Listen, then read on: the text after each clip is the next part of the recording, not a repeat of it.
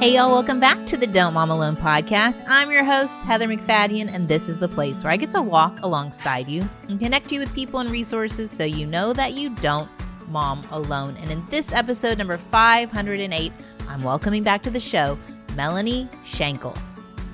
And I think sometimes the way to heal something in yourself is when you get to be the thing you wish you had in somebody else's life. So I think don't miss the ways that he's always using even the hard parts of your story and the ways that he's going to redeem those, even if you don't see it yet. I think there will be a time you will look back and go, look at all the ways that God provided and healed and redeemed this in the midst of the hard. Melanie, with her playful memoirs and her hilarious podcast, The Big Boo Show, with her friend Sophie, is often known for bringing levity to just the mundane of motherhood and marriage. Today, she's sharing a little more vulnerably about her own story, a story that involves a lot of trauma and some generational pain with her own mom, and even how that resurfaced when she was parenting her daughter in the teen years.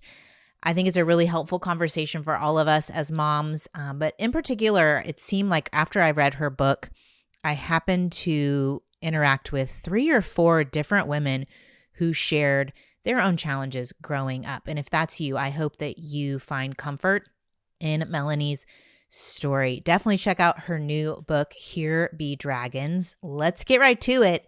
Here we go. Oh my goodness. Mel, welcome back to the Don't Mom Alone podcast. Heather, I'm so happy to be here with you today. Thanks for having me back. Well, and okay, so I've been poring over your newest book. First of all, when you showed the cover and the title on the Instagram, I sure did Google. Yeah. Here Be Dragons? What the heck? Yeah. Where's all the nobody's cuter than you and all the I don't know this phrase. And so let's start there. What is this phrase? Where did this come from? So I had read about this years ago, and it had always fascinated me. And at the time, I didn't think of it as a book title necessarily. But so there are, according to like kind of medieval tradition, back in ancient days when people would set sail across the ocean, like think Christopher Columbus, when you would set sail across the ocean, what ancient map makers, cartographers, if you will, Wow, listen, a big one. I know listen, thank you, Texas A&M for that. $5 word. But the ancient cartographers, they would make maps and they would kind of map out like, here's what's going to happen here and here's what's going to happen here. Because this is back before we had Apple Maps, that could tell us like there's a light here with 5 cars backed up. But what they would do in any area where maybe other ships had been lost at sea or where there were unknown things ahead or it was unexplored territory or where dangers might lurk, in Latin, they would write, "Here be dragons." And it just signified of, hey, just be careful because there may be some danger up ahead. So that had always stuck with me. I thought that was so interesting that you would say, "Here be dragons." And so when this book kind of started to percolate in my mind, that was the title I kept going back to, because I was like, ultimately, our whole lives, we all have some version of dragons up ahead. And kind of life is almost one long journey of facing our dragons and fighting our dragons. So I loved the title, and I just kind of knew from the beginning, this is the title I want for this book. And here's the other thing I told you. So I'm reading it, and we've known each other a long time. Yeah. Like side by side, blogging world. When we start talking about that, I'm like, these were the days. Yeah. The good old days of the internet. And you'd put the thing out there and you didn't know how people would respond, and it felt real vulnerable. And I knew all these external things about you, and we've talked about your other books, and I didn't know all of the story. And this is the thing. We don't know everybody's stories. We can't. Yeah, it's so true. It's a good reminder to me. And I've already had people say to me, like, because I think you can look at somebody and you can assume like, well, their life is perfect or everything's always been great for them. It's what we do on social media, where it's like you look at a 5-minute Instagram clip or feed or something, and you're like, well, they'd have no problems at all. And you just don't know where somebody has been. You don't know what they've been through. You don't know what they're currently going through. So it is a good reminder if you just see this kind of surface view of people on the internet, even if you feel like you know each other really well. I think everyone kind of experienced that too with our Bible study mentor, Beth Moore. When she Yeah. released her memoir, we were like, Hmm. oh, there's more to the story. Yeah. Yeah. And it all of a sudden it gives you a different view of somebody, where you're maybe more empathetic in ways that you weren't, or just realize that there are different things that shaped somebody that you had no idea about.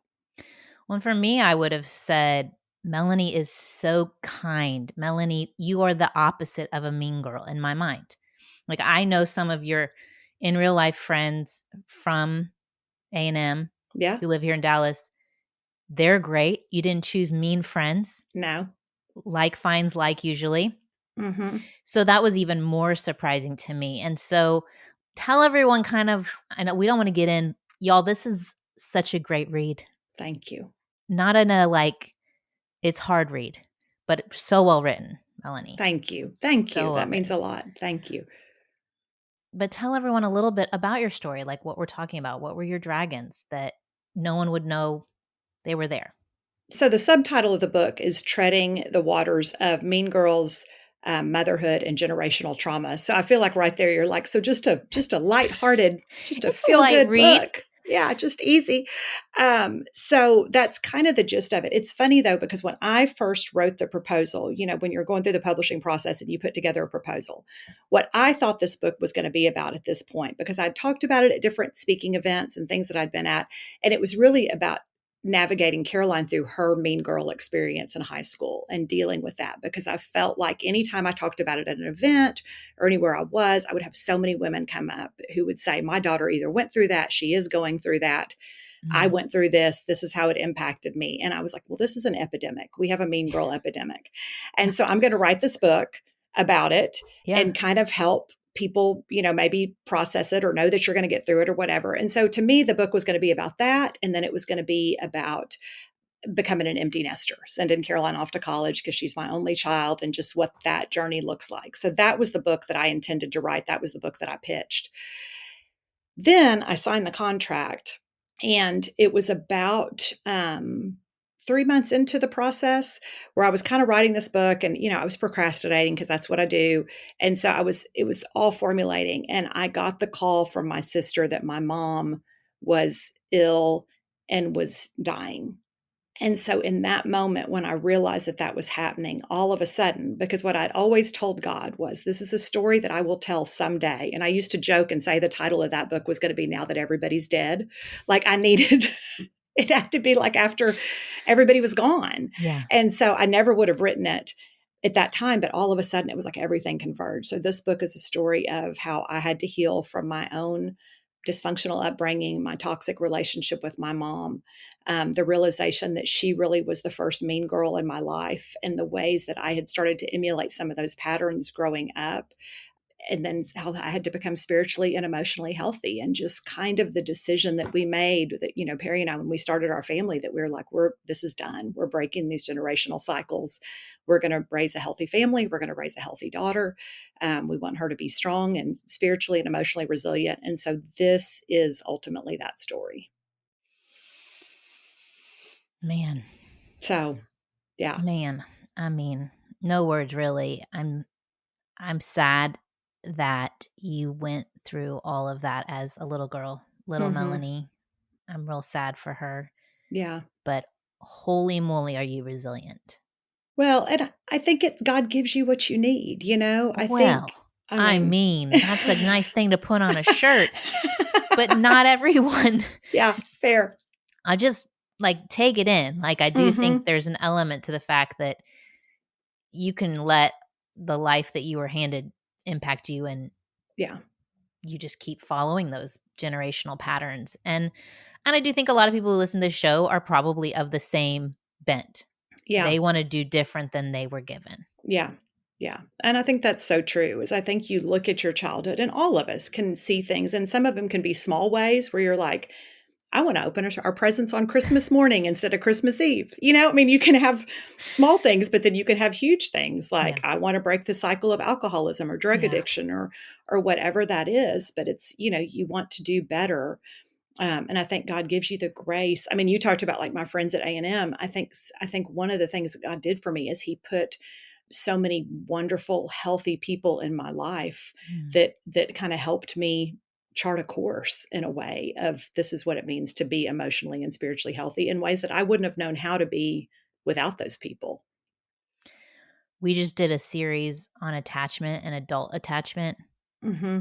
in your counseling years, like journey. Have you heard about this? Yes, a little bit. A Yes. little bit. Yeah. Mm-hmm. And it was fascinating as I'm reading your story. You know, obviously your mom is not providing this secure attachment. You're going to Mm-hmm. her with needs and she is not meeting them. And Yeah. you go again and not meeting them. Mm-hmm. But it was fascinating, like you said, how God can provide, how you did move close to your grandparents, Yeah. how there is that like substitute or Mm-hmm. these friends or even Gully's parents, like your Yeah. really good friend Gully. If y'all don't know Mm-hmm. Gully, where are you? Have you even You're do you new. You're new even here. know Melanie? Um, it is fascinating to me, and I think as moms even, we can think it's all up to us, and I Mm-hmm. think even reading your story, I should hope we will make mistakes, Yeah, but we're not the only person in our child's world. that's it. Mm-hmm. So talk to us about those people, like, talk to us about those secure attachments that you had. Yeah. I mean, I think for me, there were so many different things. I think number one, my dad is a rock and always was a rock. And I think, and was a rock in ways that I didn't even appreciate nor know that he was until I was in my 20s, because I kind of took it for granted because he was just that solid and that reliable. So I think he was a constant presence. Mm, And I always knew that I was loved and adored by him. That was mm, never a question. So there's something in that it really grounds you. I think my grandparents, I mean, both, a couple of years after my parents divorced, my mom ended up moving us down the street from her parents. So I literally could walk down to my grandparents' house, and I spent probably more time at their house than I did at my own house during my junior high and high school years. And they were such a stabilizing force. At the time I thought, oh, this is cool. But now I'm like, oh, that feels very intentional that they knew that that's probably where we needed to be, mm, to keep us safe. And it's just a different time. It's funny because my dad and I've talked about this book because he's read it. And he was like, there were things that I didn't even know. He said it's kind of heartbreaking, but we also talked about it was such a different time, like the 70s and 80s, because we're that old. It's, Hey, I mean, what? hey, no, I'm just kidding. Listen, I Yeah, mean, we are. Okay. but like I'm in the this, we. yeah, the 70s and 80s were a different time. I mean, Yeah. it's like I told my dad, I said, even if you had gone to try to get custody of us or whatever, what would that have even looked like? How would you have done that? It was just a totally different time in terms of mental health, in terms of custody arrangements, of all of those things. And then I also had my dad's parents who lived in Beaumont where I lived. And so I think God put these people in my life. When I got to A&M, I made these really solid friends, one of which was Gully, and her parents, lived in Bryan College Station and took me in.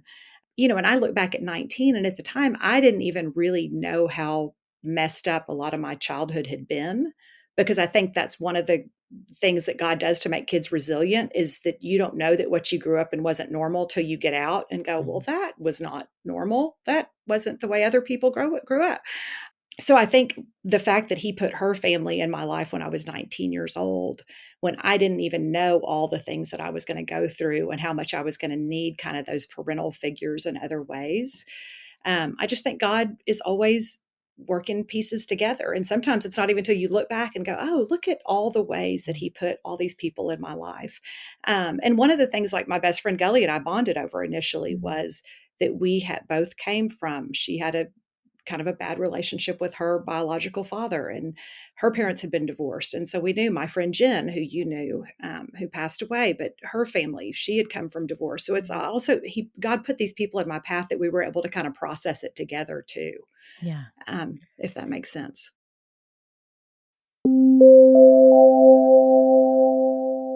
I'm always thankful I get to bring these amazing guests to you because of sponsors like Haya. Okay.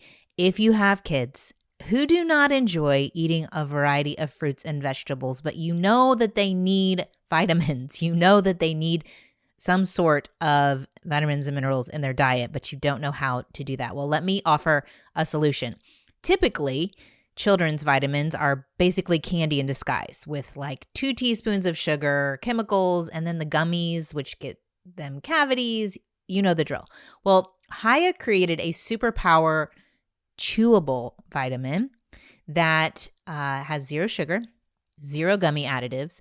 And what's great is they have a variety of flavors. Even like if you have a favorite, if your child has a favorite flavor, like they're different colors, they're kind of orange and red and yellow. And if your child is like, oh, I only like the yellow ones, you can even tell Haya, and they will send you in your next little baggie that color, which I think is fun. They're formulated with the help of pediatricians and nutritional experts and pressed with a blend of 12 organic fruits and veggies, then supercharged with 15 essential vitamins and minerals, including vitamin D, which we all are desperately in need of, B12, which is an amazing thing, C for these winter months. We all need our C, and our zinc and folate and so many other things to support your child's immune system, energy, brain function, mood, concentration. You get the drill. That's non-GMO, vegan, dairy-free, allergy-free, gelatin-free, nut-free, everything else you can imagine. And they are third-party tested for heavy metals and microbiomes in a qualified GMP-compliant lab using scientifically validated testing methods. So it's safe, nutritious. It's designed for kids 2 and up and sent straight to your door. We've worked out a special deal with Haya for their best-selling children's vitamin. Receive 50% off your first order.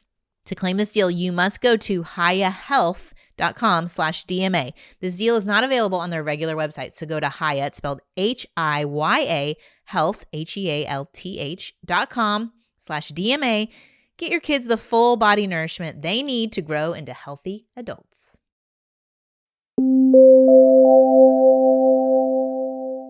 I think that was my question, and you answered it already, was that this concept as a child, something must be wrong with me, that this feels off. So you get to this point, and was it 19 when you're like, oh, this is outside of me? Yeah, I think it was probably, I mean, I think even in high school, there were things that started to kind of go, this doesn't feel right. Like the constant, I mean, I would be at other friends' houses and see the way their moms were or the way they interacted with their moms and thought, I don't have that.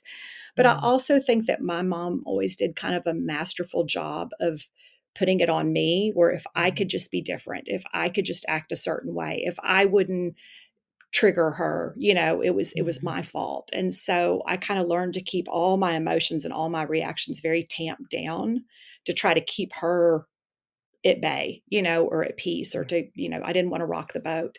So I think there was that. And I think that when I got to college, she got remarried when I was 19, my junior year of college, or I guess I was 20. At that point, that feels like a really definitive, because I talk about in the book, some of the decisions she made, what that relationship was, the way that all transpired. I was like, this is not great. Like, this doesn't feel like this is just on me.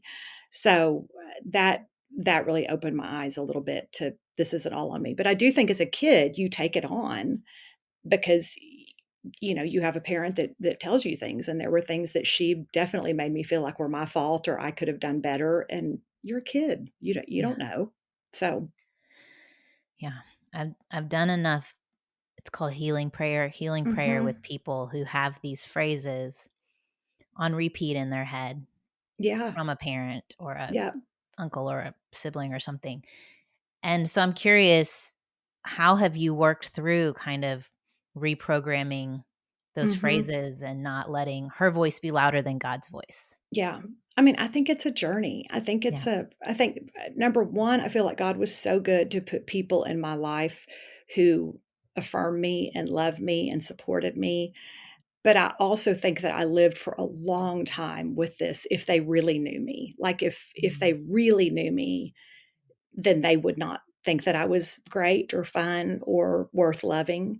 I think, Perry and I had this discussion even probably 2 or 3 years ago in our marriage, where I was like, and we've been married for 28 years. We've been together for 30 years, where I was like, there are still times where I hesitate to advocate for myself or to say what I really think about a situation, because I don't want the explosion, or I don't want the reaction, or I don't want, and the thing is it's not like he's ever even done that, where you realize like, this isn't in response to him. This is still me dealing with things the way I dealt with them as a child, and going back to those old patterns where it's like, I just want to please everybody. I want to make everything okay. I don't want to rock the boat. And it's funny because, when you look at the Enneagram, like in so many ways, I'm such an Enneagram 9, but I look at kind of who I could be. And I'm like, oh, I have a lot of 8 in me, but I think I learned to keep that 8 very bottled up in a lot of ways. Um, There wasn't enough space for yeah, you when you have a parent that takes up that much space emotionally and that much force. It's like, oh, there's not room for me to also have a force. no, no, Yeah.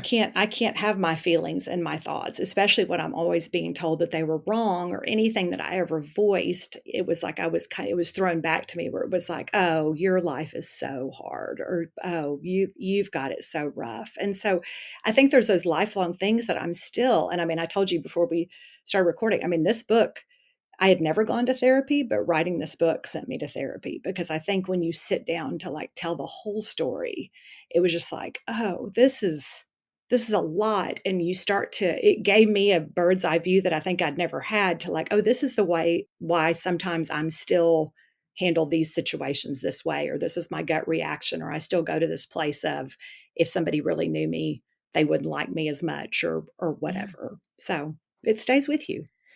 Well, you are just answering questions before I ask Okay, them. I'm sorry. You're just like a little savant. No, I was thinking that, like, at what stage did you realize I need some help to process this? And so it was actually writing it out, which is super interesting because I think what happens, a lot of moms reach out to me as they have kids, whether, Mhm. let's say they went through physical or spiritual abuse in their story. When their child gets to that age, Yeah. they're like, how could an adult do, like, Mhm. they realize, oh, I've been carrying responsibility for this trauma Yeah. and I'm seeing it in a new light and Mhm. it bringing it back to the surface. So Yeah. it was interesting to me that it was Caroline going through her mean girl Mhm. stuff. I didn't know if then you went through, but it sounds like no, you just kind of kept going. Yeah, I think it's like been a process. I mean, I think Yeah. when you look back, it's like layers, because I Yeah. think that it started when I met and started dating Perry. And then Mm, it continued when I had Caroline, which was mm, 6 years into our marriage. And mm. then in different phases of parenting her, where I would have to come to the realization where I'm like, oh, I'm parenting out of my wounding, not spiritual health. And so how can I adjust that? And then making the decision that I needed to, cut my mom out of my life. Yeah. And that was part of the journey. And then kind of the ramifications of that, because what I've told people, and I think I say this in the book, is it's so unnatural to cut a parent completely out of your life, that you don't ever, even when that happened, it wasn't like, whew, that took care of that problem. Like, what a relief. Like, that doesn't feel good either. So Mm. it's a constant balancing act of figuring out, where is God leading me in this? What do I need to do to be healthy in this? What do I need to do to raise a healthy child in this? And I think when Caroline went through her mean girl stuff, it opened up a lot of old wounds for me.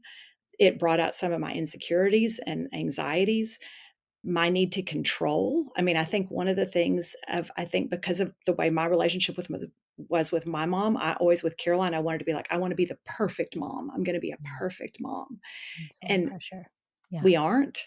And Yeah. and we're going to protect him from everything. Like, I don't want anything to hurt her the way I was hurt. And the thing is that's not realistic either. Yeah. So all of a sudden, when these outside forces are, hurting my child and damaging her, and I can't control it, I mean, that's a whole situation in and of itself. Been there, done that, sister. Yeah, that's These it. teen years are no joke. They are no joke. Y'all are They are. precious with your little Instagram pictures and your ideals and your little toddlers. You're Yeah. precious. Yeah. But when the rubber meets the road and the world comes in, whether it's through a phone or through, Yep. it's, well, I'm getting ahead of myself. I, I yeah, was going to we'll go get back. there. We'll Let get me go there. back to the person listening who they're kind of connecting to some of your story, especially Mhm. those who read the chapters with your mom and the things that you went through. What advice would you give them on setting that kind of there's boundaries where it's like, okay, if you show up to this event drunk, which that wasn't your mom's story, but like we can set boundaries, okay, or you don't get access to this. But for you, this was a ending of relationship. We're no longer Yeah. communicating. Mhm. What steps did that you take or what advice would you give in making that decision? I mean, I think That's you have to hard. do it's so hard. And I don't, I think you have to do it so prayerfully and so carefully, and so intentionally, because here's the thing that I always knew: I didn't want to do it out of bitterness. I didn't want to do it out of resentment. I didn't want to do it in haste, because I think for any of those things, because I'm like, once you get the root of bitterness, at that point, I'm no better. You know what I mean? And I think it's almost biblical that I think you become the thing that you hate, Yeah. and bitterness rots your bones. And Yeah. so I was like, I can't do this just out of those reasons, because I had times along the way where part of me just wanted to be like, I am done, and I'm walking away, and God would bring me back. And I was like, it's not the time. And so for me, it became really clear when it was the time, but it was something that I had been praying about for years. I mean, it was not a 2-day decision. It was a very prayerfully, thought out decision. I had some really good counsel from some older spiritual mentors that kind of gave me some wisdom in what that meant, and how that looked. And I think I also walked away with an open heart of, if at any point I'm called to enter back into this relationship, I will. Like, if Yeah. at any point that door needs to reopen, I'm open to that, because I just didn't want to do it out of bitterness and resentment. And I think that's what I would advise anybody is, we can be so quick to cut people out. And I just, there again, that's not a great answer either. It just became it for me. It was the answer that I reached, because I think God knew it was what I was going to need to emotionally protect myself, to be the wife and mom that I wanted to be. And I could not stay in the chaos of what that was in my life. But I think it's something that you have to do with a lot of prayer and a lot of intention, for sure. You found out as an adult that you had a half sister. Hmm. And has she read the book, and is she a part of your life? We are friends on Facebook. We've corresponded a little bit, over the years, but she has not read the book that I know of. And at this point, I'm assuming she hasn't. She's read my other books, so I would assume she'll read this one. But we don't really have, I mean, we know each other, but there's not really a relationship there. Not for any reason. I just think that it was such a late in life thing. She had her life. She's got other siblings. She was, you know, happy and healthy, and so it just was a thing that didn't come about till so much later in life. And I was curious if there was any jealousy on your behalf, like of all that she was protected from, even though she walked through adoption and. Yeah.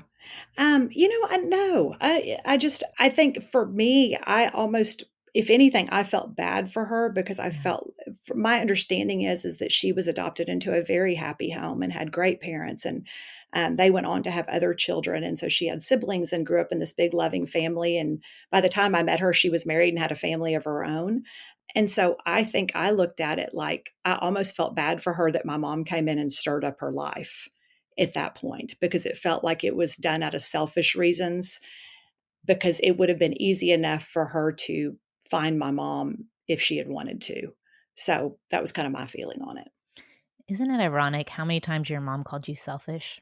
Yeah, it really is. It really, it If is. you're listening right now and there's something you were called Yes. repeatedly, Hmm. I would be real curious about what the parents are walking through and Yeah. projecting. Yeah. And I think, isn't that what we do? I mean, don't we Yeah, project our own motives and our own insecurities onto other people and assume that's the way they're operating? that this must Um, be their motive because yeah, that's mine. Yeah. yeah, yeah. And Mm. so, yeah, it's something.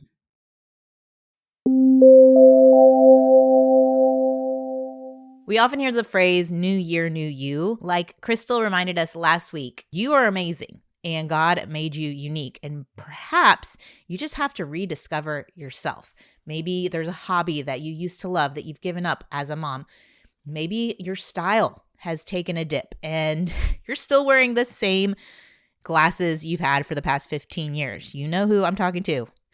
We've talked at the sidelines about your glasses, and I am thrilled to get to share a great option for you. It's called Pair Eyewear. You can get their base frame starting at just $60, including your prescription. That's right. That's all inclusive. Plus, you get 15% off when you use the code DON'TMOM at paireyewear.com.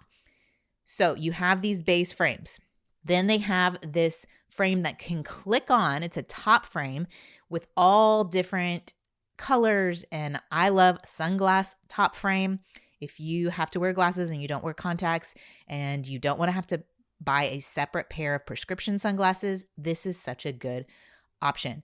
Now, if you have kids that need glasses, they have all these collabs, or maybe you're a Disney person. They have Disney, Mickey and Friends. They have Marvel, Star Wars, NBA, NHL. They have sparkles and the classic colors. And I love that these, like I said, the sunglasses are budget friendly. Each of those top frames start at $25, and you can use your FSA, HSA, even insurance can reimburse the base frames. I also really, really love they have virtual try on. So using your camera, you put your face in there and you can see which frame best fits your face, where your eyes are in the middle of the frame. That helped me pick my Reese frame that I've been using. And I love, like I said before, the sunglass option, but I also have like a really fun pop green topper that I could put on there if I'm feeling kind of frisky. And my Reese, I chose like a blue. I'm telling you, I went wild, y'all. Why not? Okay. Why not? And I don't have to compromise because these are really high quality. They use durable acetate frames. Also, for every pair I purchase, the Eye Alliance provides a pair to a child in need. They have free returns and exchanges within 30 days, no questions asked, and you even score dollars off your next purchase with their loyalty program. So show off new sides of yourself this year. You've discovered yourself. Go to paireyewear.com. Use that code DON'TMOM for 15% off your first pair, and support the show by mentioning that Don't Mom Alone sent you in your post-checkout survey. That's pair, and it's spelled PAIR, eyewear.com. And the code is Don't Mom. One question I get asked a lot by moms of late elementary, early middle school parents is, what did you do about the phone? And I will tell you, if you can wait as long as possible for a phone, that's the best option. But I will tell you that it is developmentally appropriate for your middle schooler to want to connect and socialize outside of your home. And a lot of that happens through texting. Now, in our little community, not a lot of the kids have phones, but a few do, or they use their mom's phone. And I honestly find that I'd rather my son have a Gab phone than be on my phone, because my phone is not as locked down as his Gab phone. So it allows for him to connect with his friends through group texting or just, one-on-one texting. And I can have the assurance that he's not getting on social media or finding other ways to be influenced on his phone. Gab is the leader in safe phones, and they even have watches. We started with a watch for kids, teens, and tweens. There are no social media apps. There is no internet browser, and you can even have GPS tracking. These devices were built specifically to keep kids and teens safely connected. They do have what your kids actually want, like Gab Music app with clean music to stream. For older kids, the Gab Phone 4 Pro has hundreds of vetted third-party apps that can only be installed at your discretion. But the kids get unlimited talk and text with the Gab Messenger. I have a parent companion app that I can control. It keeps me informed on any high-risk messages, any content with nudity ever reaching my kid's phone. I cannot recommend Gab enough. It is the most responsible way I found for parents and kids to embrace technology together. Right now, Gab is offering $25 off any device, no contract required. Just go to gabb.com/DMA to get started. That's gabb.com/DMA. Gab.com/DMA. Terms and conditions apply.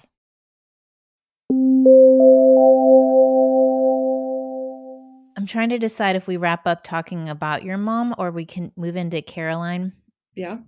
Because I think you have so many great things. I know you talked to Carrie Kompakis, who's the queen of girl moms. I'm not a girl mom, okay? Yeah. I was a girl, though. I was a Yeah. homeschool girl. And you know why I was a homeschool girl? No, because I was a mean girl. And I sure did get sent home because of how mean I was in first and second grade. Wow. That's shocking. That's shocking to me because you're so lovely. I mean, What's that book? It's Queen Bees and Wannabes Yeah. that they Yeah. made the Mean Girls movie out of. Yeah. I think I was a queen bee. I think I wanted to Okay. be in charge. And Yeah. that's, you know what? Take it down a notch a little Yeah. bit and just stay home with your little brother and Yeah. that'll just set you right. Mhm. But this is the reality, and what I think you hit on that I found interesting as I have this community of moms is, yes, some of us, we aren't aware our kids are the mean kids. But in this situation, you reached out to the mom Yeah. and you were like, this is bad. These Mhm. girls are not just like, oh, your hair's ugly or your face is Yeah. ugly. Like, you should end your life. Yeah. And you kind of point out, you're like, why are these mean girls happening? And I'm just going to read a little bit.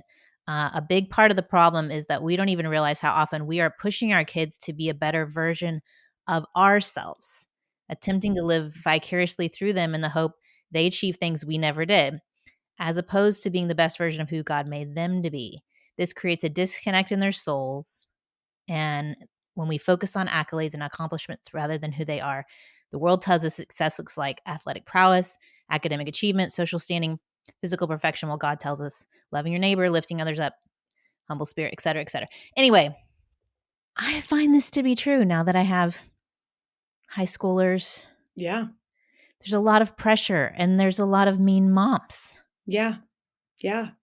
I think that's the whole problem is I think that we are teaching our kids that their peers are their competition. And Mm, so instead of saying, hey, good for Susie for making the cheerleading squad. I hate that you didn't make it, but let's go find what you are good at. mhm. Instead, is moms, I think sometimes we can have this thing where you want to go, well, Susie shouldn't have made it. She's terrible. Like we're going to tear down Can't even do the Susie. splits, She whatever. can't even do the splits. Her toe touch is horrendous, but our tendency is to tear that person down Yeah. instead of looking to ourselves and go, okay, God didn't have that for us. And I think that can come out of our own insecurity as moms, because let's face it, I mean, everybody wants the bumper sticker. I mean, I don't really want the bumper sticker, but it's like my kid's on the honor roll and they're captain of this team. And, there are all these things. And we put so much that, nobody has the bumper sticker that says, my kid was kind to the stranger, the new kid at the cafeteria table. That's not a thing, but that's the characteristic that's going to take them so much further in life than being the star of the football team.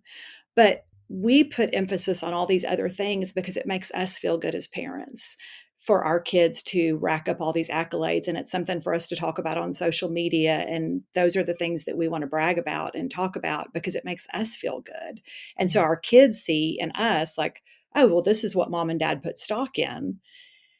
And so we're teaching them that it's all a competition. And so you need to be better than this person next to you. And when you're not, it creates jealousy, it creates insecurity, it creates competition, and it creates this thing in us, I think, especially with girls, where I just think we have this thing where our gut reaction is to tear somebody else down to build ourselves up. Yeah. Or to stand behind the mean girl, Hmm. because if she's attacking you, she's not attacking me. That's it. That's it too. And I think that was one of those things because I thought even in Caroline's journey, I'm sure that there had been mean girls before that. And I'm sure that there had been times that Caroline, because I'm never going to be that mom that was like, my child didn't do anything wrong. I'm sure this was all your child. So there were times where I'm sure she contributed to or whatever. But until it happens to your child, Mhm. sometimes you don't notice it and you're not empathetic to it and you're not keeping your eyes out for it of like, hey, what happened to Beth? Why doesn't she ever come over anymore? Why don't we reach out to her anymore?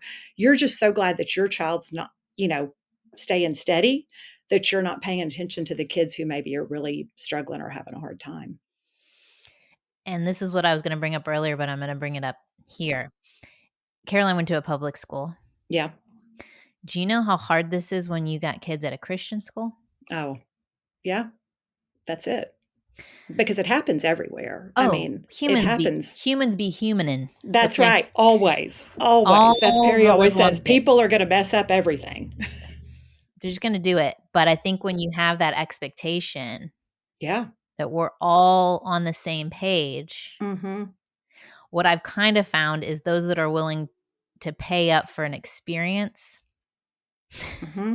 private school being the experience, Yeah. are going to be very protective of that experience. Mm-hmm. And so it can even become a more orchestrated, clicky I agree. journey. Yes. So Yes. what do you say to the Christian moms Mm-hmm. who are out there, whether they're in public school, private school, homeschool? I mean, I think you would like to say it's like everything in life. You would like to say that this is not a problem. When we all love Jesus, it's all great. You We've all know, read the like verses. We have the yes, Holy Spirit. yeah.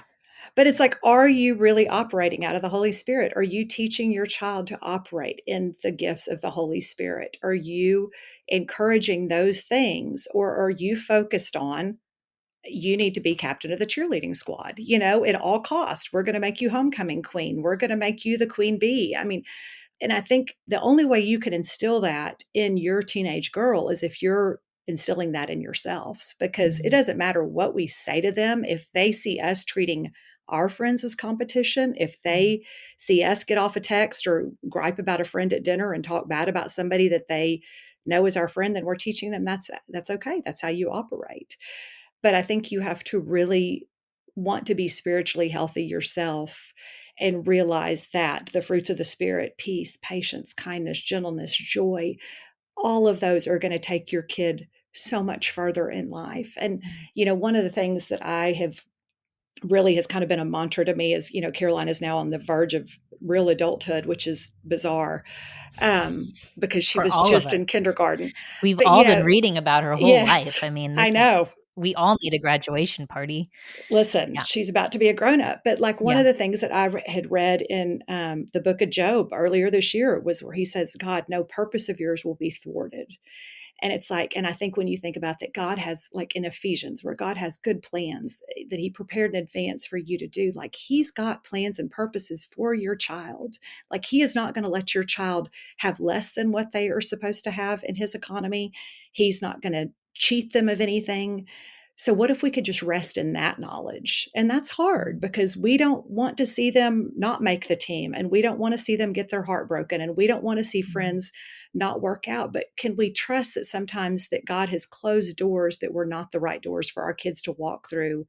And instead of responding with, I'm going to tear this thing or this person down, to just go, that wasn't for us. That wasn't for us. God has something else for us. What were some of your favorite phrases or coaching? I mean, that one is a good one that you gave Caroline as she was walking through that, because it's the emotions of and the heartache, like watching your child just Mm-hmm. feel so defeated after day after day after day of Yep. verbal abuse, and then Mm-hmm. the social media, they just don't get a break from it, I They don't think. get a break from it. And I think it's knowing, like, I mean, there were so many different conversations we would have depending on the day where it was like, Psalm 139, you are fearfully and wonderfully made. Like God made you this way with this personality, like for very specific reasons and purposes. It's knowing that he has good plans for you, that he's going to prosper you, that he's going to give you hope and a future, that this is a season, and one of the things, and you're going to see this because Caroline has her own book that's coming out later this year. But and I'm not going to give it away, but one of the things that Perry used to always tell her, and this is going to tie in when she talks about her book, um, but whenever she would fight something, he would be like, this is your lion and your bear. And he was like, just as God was preparing David to fight the giant, he had to fight the lions and the bears when he was tending his sheep. And he would be like, this is your lion and bear. And this is all part Mhm. of God preparing you for what he has for you. And so it's like every disappointment, every heartbreak, every friendship that ended, every mean girl situation, it's like we don't want those things to happen to our kids. And it hurts us almost. I almost think it's harder as a mom than it is as a kid, if that makes sense, because it's just to watch them be sad or to watch them be Mhm. hurt, and it makes everything in you want to go fight somebody, where you're like, I didn't even know I could want to like punch a Full 14-year-old marriage. girl in the Yeah, face. Yeah, but I do. um, but 100%. it's trusting that God is using that in all things he works together for good, and that even in those hard things he's shaping them. He's building grit, he's building resilience, he's building things, because the thing is life doesn't get any easier. Mhm. So you're going to have all those things, and we can't raise these little hothouse orchids and send them out into the world and expect them to be okay, because they're not going to be. They're going to have to go through some stuff. Yeah. Well, you have been through some stuff. Yeah. And I'm thankful to hear that you're working through counseling. Yeah. It's been and good. and grief. Yeah. How long ago was it that your mom passed away? So she passed away in May of 23. So it has been about a year and a half at this point. And, it's grief is a funny thing, because I think that's another layer of, we hadn't spoken for almost 14 years, Wow. and so she had been out of my life. When I had made that decision to cut her out of my life, I knew that there was a chance that I would never get to say goodbye or see her again, that was my goodbye. What I've learned from the last year is just that grief is so complex, and that part of me felt like, do I have a right to grieve? Like, do I Mm, grieve?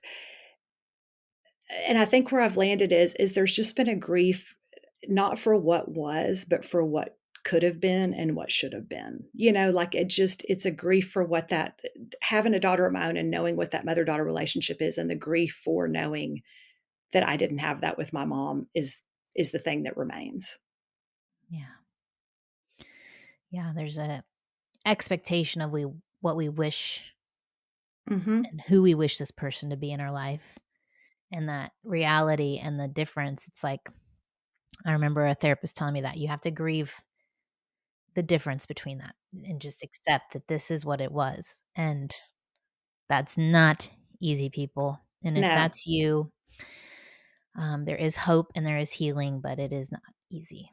So, Yeah, but I also will say that in that it's not easy. I think it is hard, but I also think that there can be so much healing and redemption in that. Like, I think, just keep your eyes open for all the ways that God is always redeeming your story. Because I look back, and it's funny, because as people have read this book and they're like, oh my gosh, but I thought it's like everything in life. Like, in hindsight, I'm like, but I wouldn't trade any of it. Like, yeah. it made me who I am. God's used it in my life. He's used it to make me a more intentional mother to Caroline that I would have been. And he gave me such a beautiful redemption story. I mean, Caroline is my beauty for ashes. I mean, the relationship that we have is my beauty for ashes. And I think sometimes the way to heal something in yourself is when you get to be the thing you wish you had in somebody else's life. So I think don't miss the ways that he's always using even the hard parts of your story, and the ways that he's going to redeem those, even if you don't see it yet. I think there will be a time you will look back and go, look at all the ways that God provided and healed and redeemed this in the midst of the hard. It's good. And you just provided hope for someone who's listening who has the hard story with their mom, and they just found out they're having a daughter and Yeah. they're terrified. Yeah. And so you can rewrite your story, y'all, You with can. God's help. So It's so thank true. you so much, Melanie, for being on the show. Oh Always a my gosh. pleasure. Thank you for having me. I always love talking to you. So we ought to do it more often. We will. We will. I never know what an episode's going to bring up in you specifically. And so my hope is, if something did come up in you, that you will either pursue to discuss it with a mentor, with a friend, with a professional counselor. Perhaps it's getting this book that helps you process your own story. It's also good to recognize when our kids are walking through things and we have a reaction that doesn't seem to match. To get curious about what's going on in us and in our own story, because we are growing right alongside them. And I know also Melanie shared her journey of separating herself from her mom. And I don't know if you've been processing that. I know that that can even be complex, and we need wisdom on what is good boundary setting and what is a necessary ending of a relationship. So I hope that, again, you seek wise counsel with that. I'm going to pray over us. Lord, I know from when Melanie was born until today, you have walked with her. And that is true for each person that's listening. You have not left their side. You are guiding them. We simply can turn to you for that comfort. We thank you for the ways that you did connect Melanie with safe and kind people on her journey, with friends, with grandparents. And I hope that we can each consider those who've played a role in our becoming, and to also think about how we walk alongside others, that we are that community for a child who's in a challenging situation, and that we can have eyes to see. Holy Spirit, open our eyes to see and have compassion and love for those kids. I pray, Lord, that you would be the one who meets us in these places of hurt and pain, and that you are the one who heals us in those dragon areas of our lives, that the traumas and the wounds that leave scars, that you are the one who is the only one who can ultimately repair those places and bring new truth. I thank you and praise you for Melanie's vulnerability here, and I pray for those who listen to continue to heal and seek you. In Jesus' name, amen. Thanks, y'all, for joining me today.